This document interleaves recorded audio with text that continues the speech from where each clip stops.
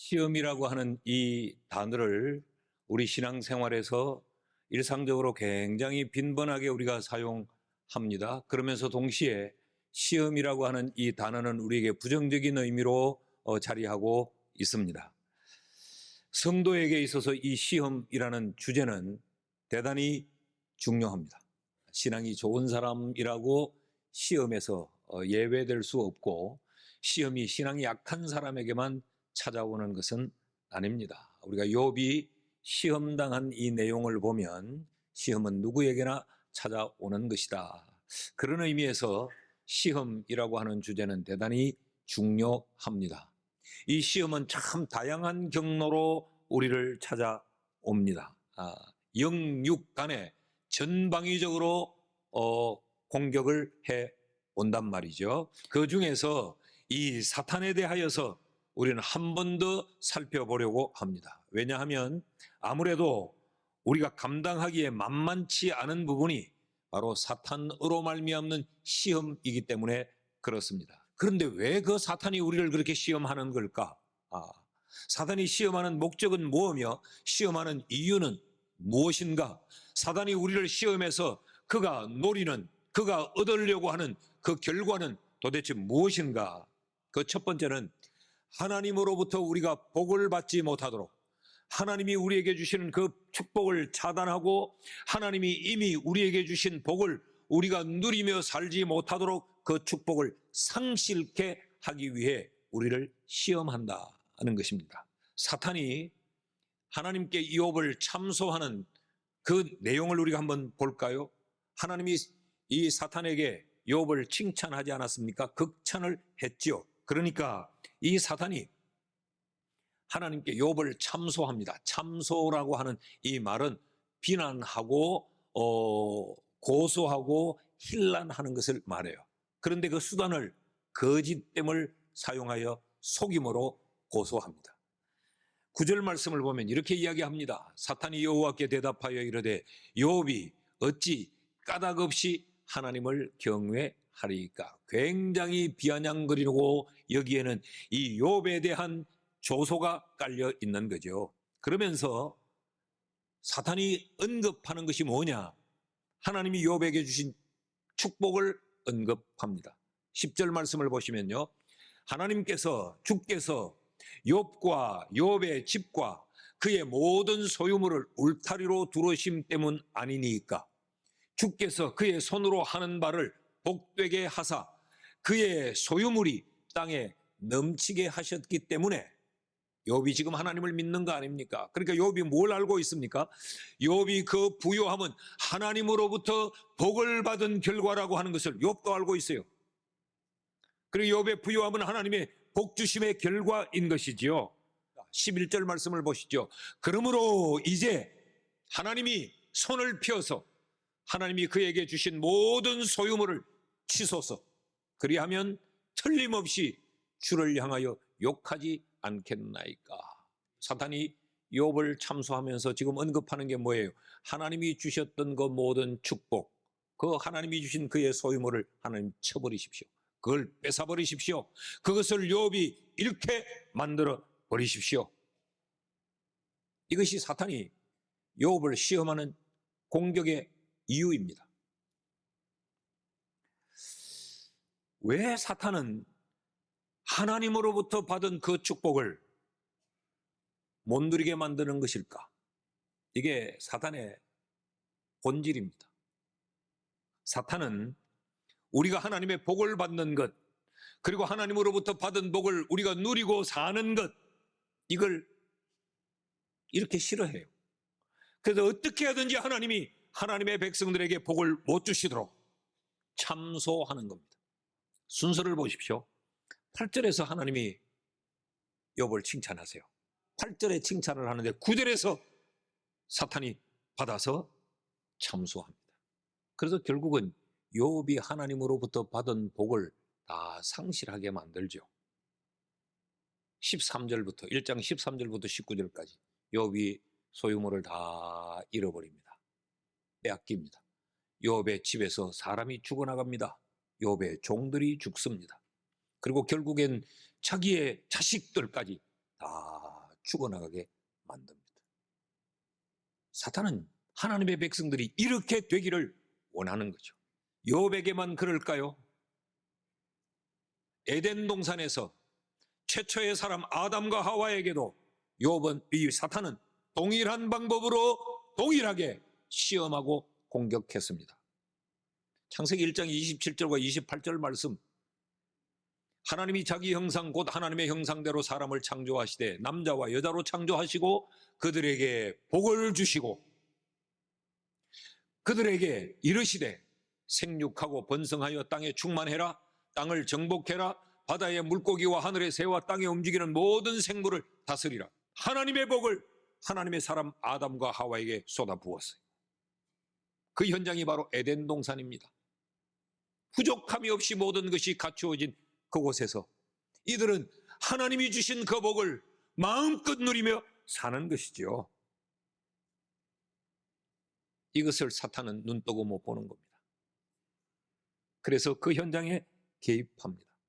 창세기 3장에 보면 4절과 5절에 이렇게 말합니다. 뱀이 여자에게 이르되 너희가 결코 죽지 아니하리라.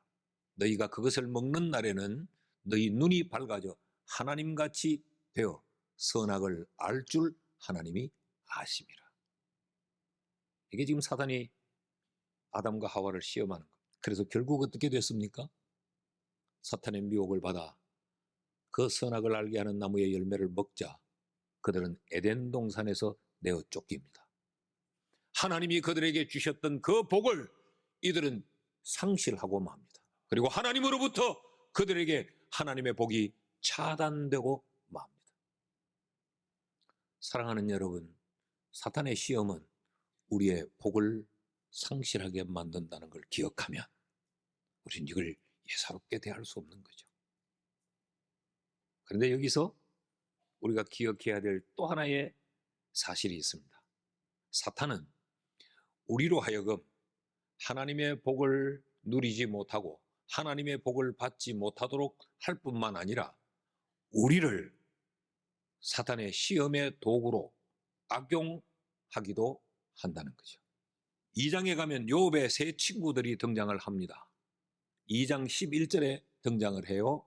그때에 욥의 친구 세 사람이 이 모든 재앙이 욥에게 내렸다 함을 듣고 각각 자기가 살고 있는 지역에서부터 이르렀는데, 한 사람은 대만 사람 엘리바스고 한 사람은 수아 사람 빌닷이고 한 사람은 나아마 사람 소발이라. 지금 무슨 이야기를 하고 있습니까? 이들이 다 한 곳에 한 동네에 살던 사람들이 아니란 말이에요. 각기 자기가 살던 지역의 사람들.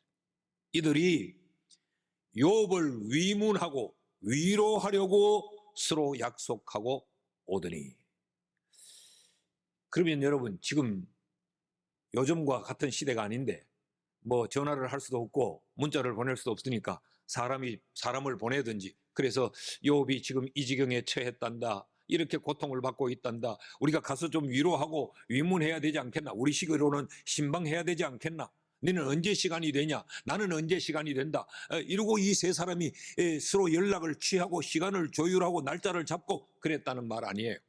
그래서 욥을 위문하고 위로하려고 했다.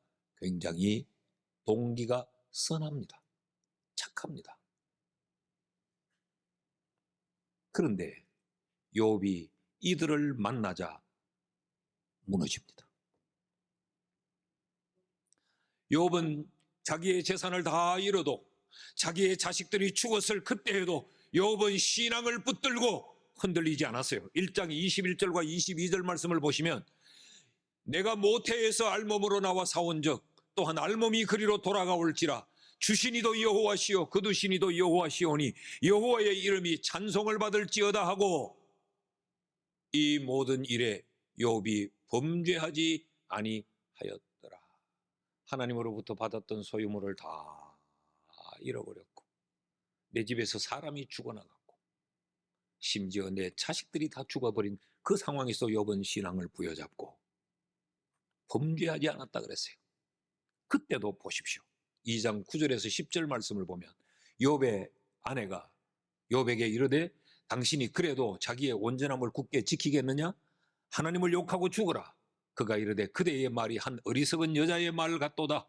우리가 하나님께 복을 받았은즉 화도 받지 아니하겠느냐 하고 이 모든 일에 욥이 입술로 범죄하지 아니하니라. 온몸이 병이 들어서 지금 생사를 넘나드는 그 지경에도 욥은 신앙을 부여잡고 흔들리지 않았어요. 아내가 하나님 믿어서 좋은 게 뭐 있냐? 응? 막 아내가 공격을 하는데도 어리석어서 당신이 그래. 그리고 입으로 범죄하지 않았다 그랬어요.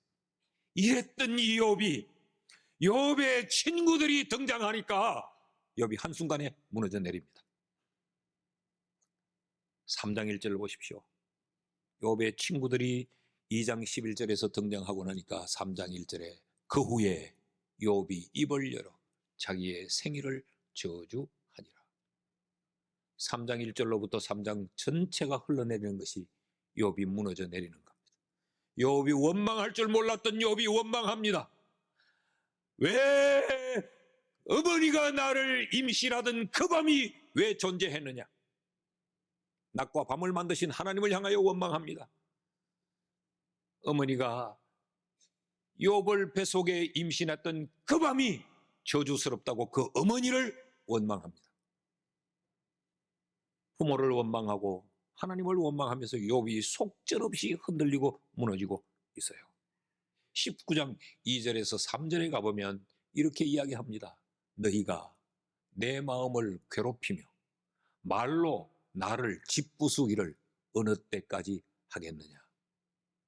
너희가 10번이나 나를 학대하고도 부끄러워 아니하는도다. 여기 10번이라는 것은 꼭 숫자적으로 10번을 말하는 게 아니고 10이라는 숫자는 만수라고 그랬죠. 욥을 아주 길거리 찢어놓고 말았다는 거죠. 욥이 다시 일어설 용기도 못 갖도록 욥을 짓밟아 놓았다는 거예요. 누가? 그 선한 동기를 가지고 자기를 희생하면서 욥을 위문하고 위로하기 위해 찾아왔던 욥의 친구들이. 뭘 성경이 가르칩니까? 그는 그렇게 선한 동기를 가지고 그런 아름다운 마음으로 가지고 찾아왔던 그들이 사단이 욥을 시험하는데 악용되어 버리고 말았다는 것입니다. 사탄은 이렇게 우리를 하나님의 복으로부터 멀어지게 만들 뿐만 아니라 우리를 사용해서 또 다른 누군가를 하나님의 복으로부터 멀어지게 만듭니다. 이게 사탄의 시험입니다. 사랑하는 여러분, 혹시 나도 모르게 자꾸 남을 판단합니까? 그때 주의해야 됩니다. 내가 사탄에게 지금 악용되어 있는 건 아닌지 경계하셔야 합니다. 둘째로, 사탄은 왜 시험하는가? 시험을 통하여서 사탄이 목적하는 것이 뭔가?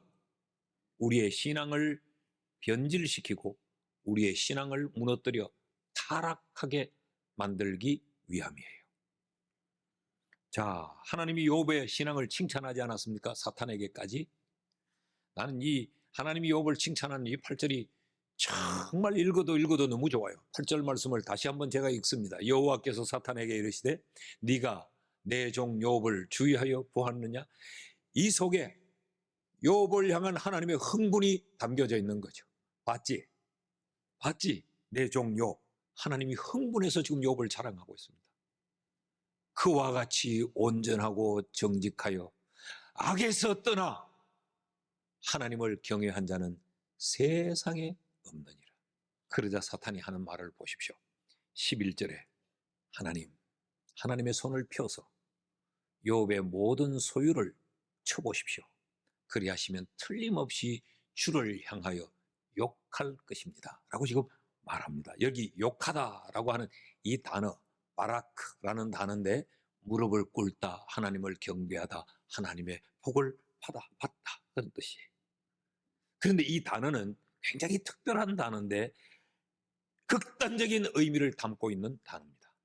이 단어가 가지는 또 하나의 의미는 저주하다, 욕하다, 돌아서다 그런 의미도 담고 있어요.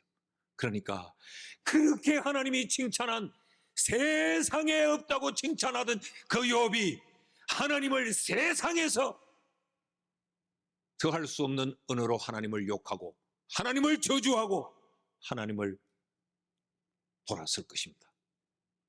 지금 이야기를 하고 있는 거예요. 그건 뭐예요? 뭐를 지금 말하고 있는 겁니까? 욥이 신앙이 그렇게 한순간에 변질되고 욥이 신앙이 타락하고 욥은 신앙을 포기할 거다, 그 말이에요. 이것이 지금 사탄이 노리는 겁니다. 우리의 신앙이 타락을 위하여서, 우리의 신앙의 변질을 위하여서 사탄이 우리를 시험하는 것은 집요합니다. 그리고 굉장히 악랄합니다. 자, 그래서 1장 13절 이하에서 욥이 재산을 다 잃고 자식을 다 잃고 그렇게 됐어요.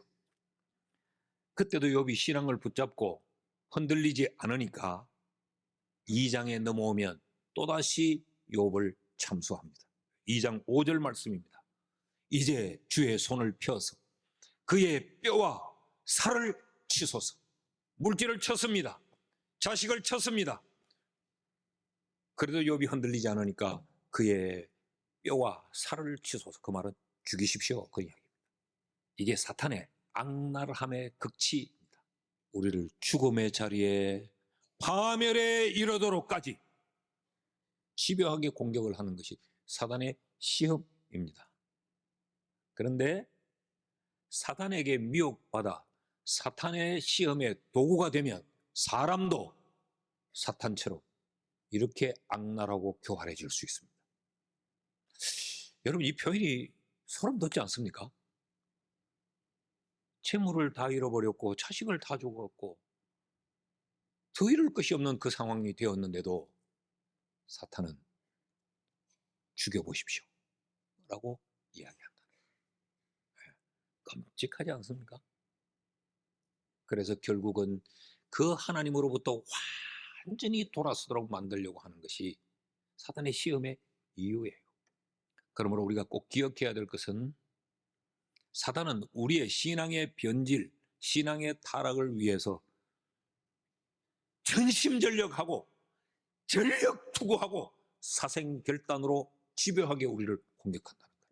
예배의 시간에도 사탄은 우리의 신앙을 변질시키고 타락시키려고 집요하게 공격합니다. 우리의 감정을 건드리고 우리의 자존심을 건드리고 집요하게 우리를 뒤흔든다. 셋째로, 사탄은 왜 시험할까? 하나님과의 관계를 파탄시킬 뿐만 아니라 사람과의 관계를 파탄시키려고 합니다. 그래서 평화, 화평이 깨어지게 만듭니다. 사탄의 시험이 계속 이어지면서 욥의 아내와 욥의 관계가 파괴됩니다. 2장 8절에서 9절 말씀을 제가 읽습니다. 욥이 제 가운데 앉아서 질그릇 조각을 가져다가 몸을 긁고 있더니, 욥이 지금 파멸의 지경에 이르러 있는 거죠. 그럴 때 그의 아내가 그에게 이르되 당신이 그래도 자기의 온전함을 굳게 지키느냐? 하나님을 욕하고 죽어라. 근데 이건 이렇게 읽으면 안 돼요. 아따, 그래도 뭐 예수 믿는다고, 그래도 성경 붙들고 기도하고 있나, 그래도 찬양대 간다고, 웃기는 짓 그만해라.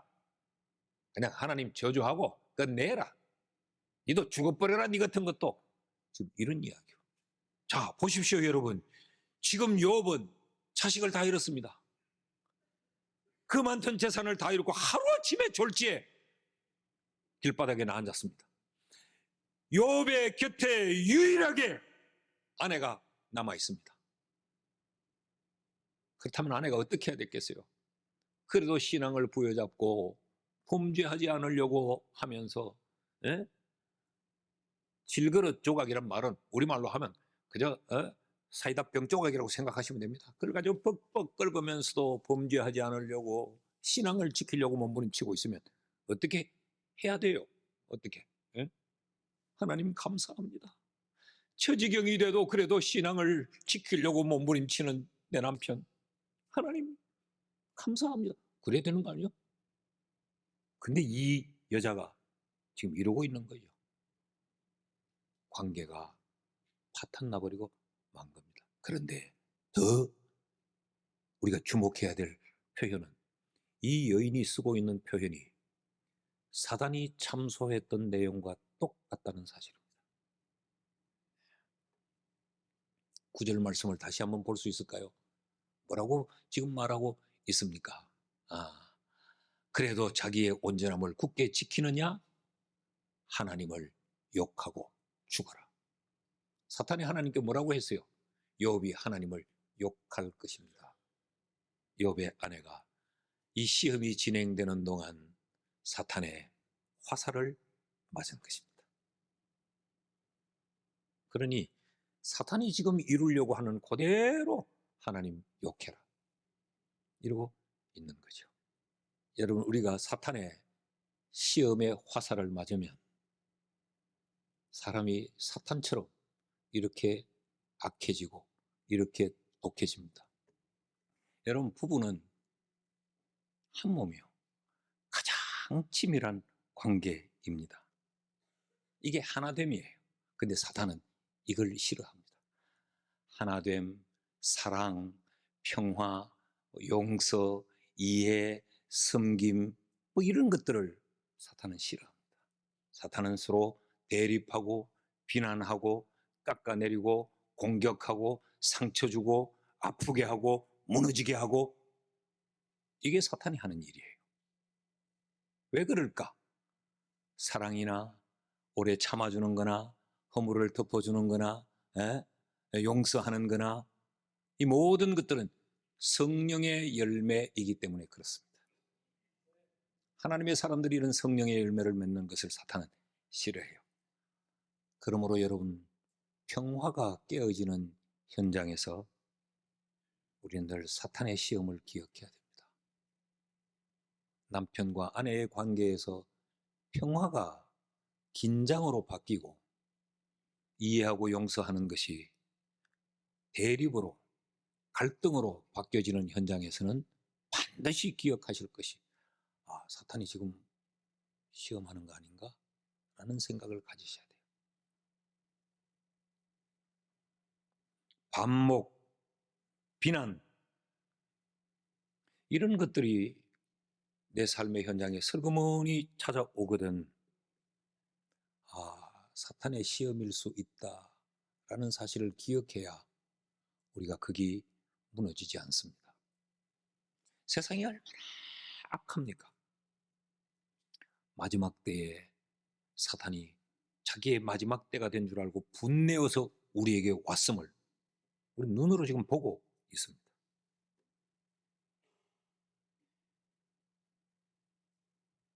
자, 그럼 어떻게 해야 하나? 마태복음 26장 41절에서 이렇게 말합니다. 시험에 들지 않게 깨어 기도하라. 기도를 붙잡고 있어야 시험에 들지 않아요. 괜히 시대의 조류에 이들의 주장에 이리 휩쓸리고 저리 휩쓸리면 시험에 빠집니다. 시험에 들지 않게 깨어 기도하라. 그런데 다시 한번 띄워주실까요? 근데 문제는 뭐냐? 마음에는 원이로되 육신이 약하도다. 기도해야 된다는 거 다 아는데 우리의 육신이 약해서 기도를 못해요. 이렇게 살면 안 된다는 거 다 아는데 우리의 육신이 우리를 이기지 못하도록 만들어버려요. 사단이 우리를 조종하면 그렇게 됩니다. 사단이 우리를 조종하면. 누가복음 21장 36절은 이렇게도 말해요.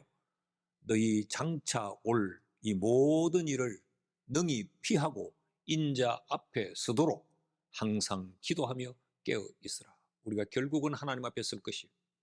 우리를 둘러싸고 시험하는 이런 시험들을 능히 피하고 장차 하나님 앞에 주름 잡힘이 없고 흠 잡힘이 없는 자로 서기 위해서는 우리가 해야 될 게 뭐냐?